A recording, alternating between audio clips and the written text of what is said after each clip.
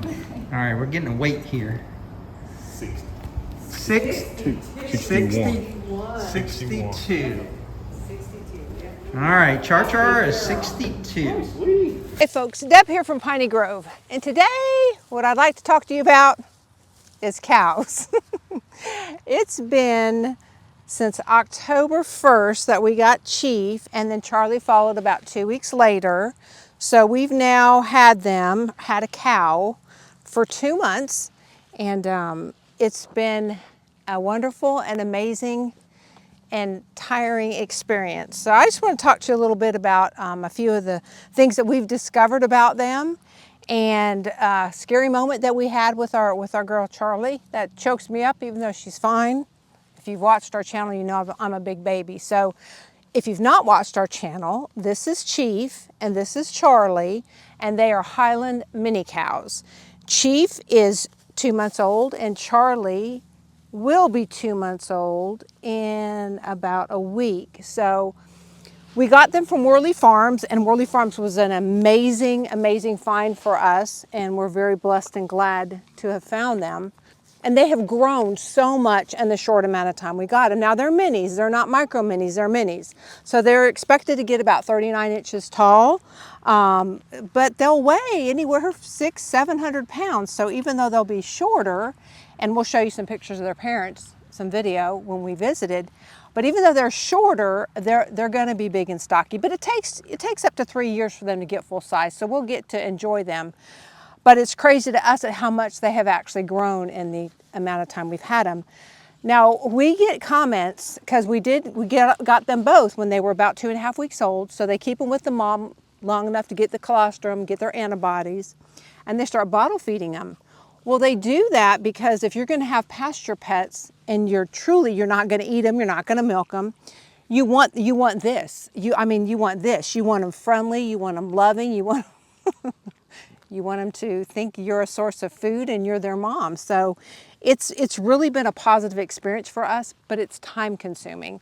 So if you're considering these guys, we can't say enough good things about them. We've enjoyed every second with them, but they are time consuming. The bottle feeding and bottle cleaning and bottle making, and then the worry factor of them because they are little. We're grateful to have two. They're herd animals, so they do need a friend. So we were grateful when Charlie came along shortly after Chief. As awesome as they are and as wonderful, and we wouldn't trade them, and we wouldn't trade this experience for anything. We'd do it all over again. But they're animals, right? So you still have to worry about them. You still have to take care of them. And honestly, we thought cows are hardy, right? I mean, you stick them in a field and you give them some hay and maybe deworm them. And again, never had cows before. Maybe that's the case for a lot of people, but in my experience with animals, I think the good Lord knows that I'm going to take above and beyond care of them, so he gives me challenges. So a couple things. When you know your animal and you feel like something's not right with them, even though they might be just barely acting off, follow your instinct on them. We'd had Charlie, she came to us very healthy, nothing wrong. Well, we knew her. We'd gotten to know her over the 4 or 6 weeks that we had her. And she didn't finish her bottle one morning. And we thought, well, that's odd because she's always acting starving. And when you feed baby cows, they act like they're starving. Even when their bottle is done and they don't need any more, you would think that they're just starving. Well, she didn't finish her bottle, which was kind of odd. And then we have a routine with them. We bottle feed them in the morning and we let them out to play. And then we check on them throughout the day and we love on them. And we bottle feed them again at night. Well, excuse us, we might take a little break because it looks like Chief's gonna make a little something that I don't think we're gonna get on camera. And I don't think I want to be this close to either. Move that thing away, buddy. So we have a schedule and we know them. So we let her out that afternoon and she just wasn't herself. She was walking around, but she just didn't act right. So I called the vet, a local vet, Panhandle Veterinarian Services. We're so blessed to have them. So I called them and told them what was happening, and they said, load her up and bring her in right now. So again, she's young, she's a mini.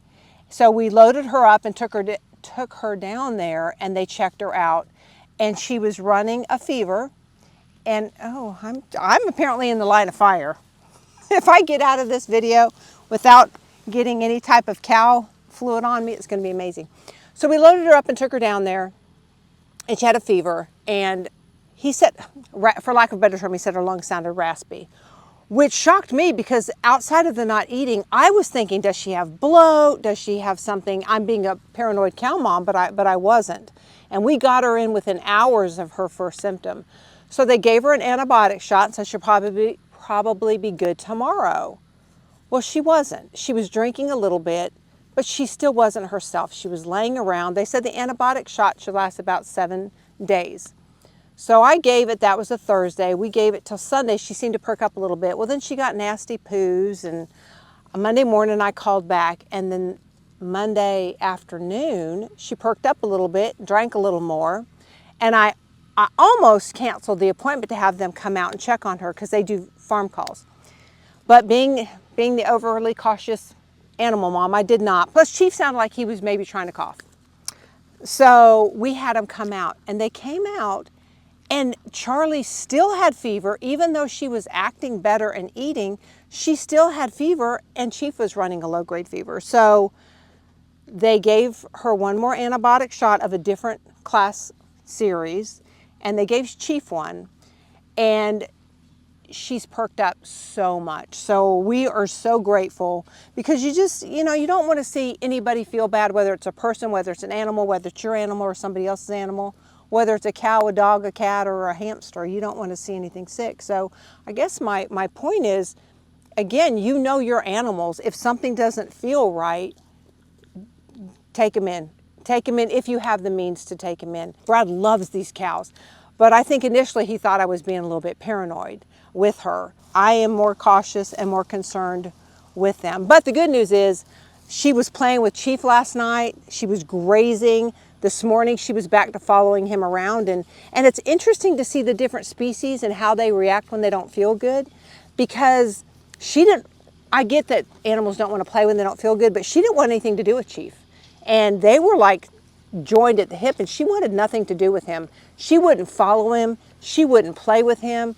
And then today she started following around the property. So we knew that she was now feeling better, and she's back to her old self. She's not 100%, but she's probably 90%, and we're real grateful. So Highland cows, first off, they're nosy, and I guess probably all cows are, but Highland, they're nosy.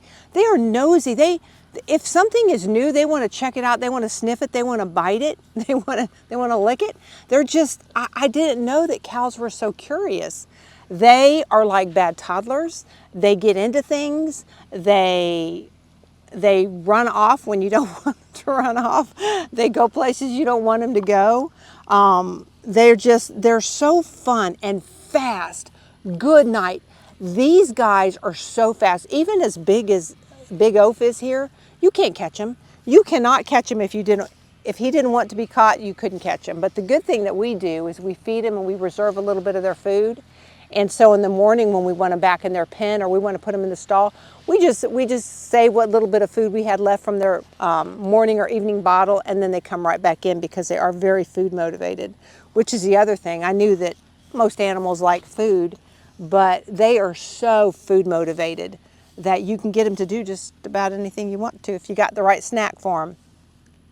They love brushing. They love to be brushed as well. As you see, if I'm brushing Charlie, he'll come up and he'll nudge her out of the way to be brushed. So they love to be brushed. And look at this fur. The fur that he had when we got him and the fur that he has now, it's like he should be in a Clairol commercial. He also looks like he has a bad toupee. Sweet, lovable, smart. They're too smart for our own good is what we say. Food hounds, like a dog. They follow us like puppies.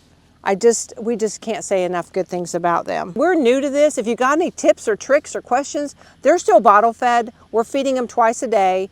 We are giving them some starter feed, and we put fresh hay in their stalls for them, which they're not been overly interested in hay, but they graze. In here, we move this pen around. The pasture fencing should be done here pretty soon, and then they will have more room. But right now, they meander. They're not like dogs that run run all the time. But we do let them out 2 to 3 times a day so they can stretch their legs and they can get a run if they do so want to. Bottle fed, starter feed, vet visits. We did have him steered. So they're half brother and sister, so we couldn't take any chances of them having a accidental breed. And because they are so loving and because they use us as scratching posts, we had them disbudded when they were young.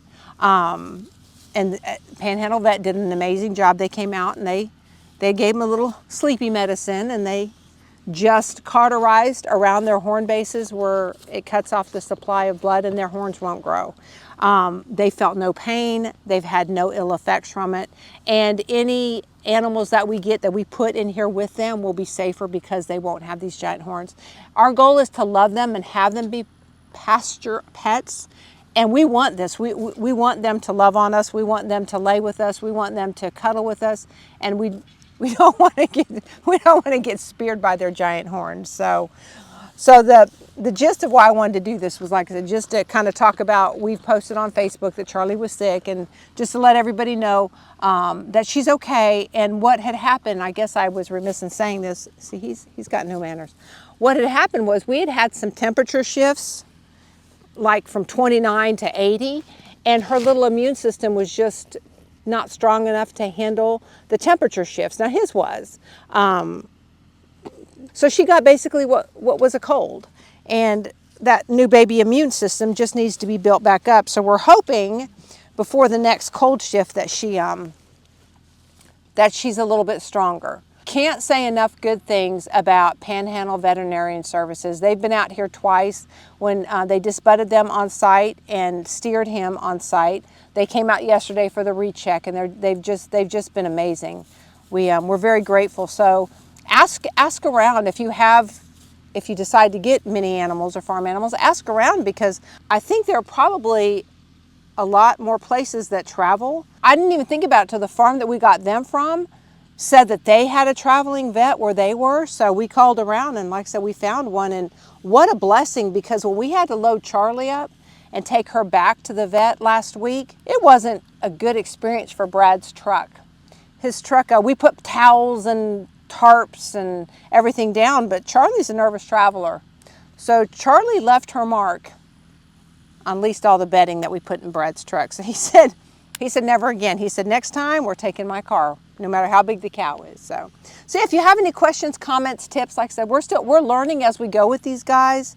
We know we love them. We're reading up about them. We're going to do what's right by them. But again, this is all new to us. Hooved animals, don't know. So we'll leave you guys with some footage of them and how sweet they are and how loving they are, and just part of our routine. We walk them at night after they're bottle feeding, because it gets dark early now, and we're not going to turn them loose when it's dark. So we walk them on leashes on leads at night, and after we walk them, she's eating my shoe.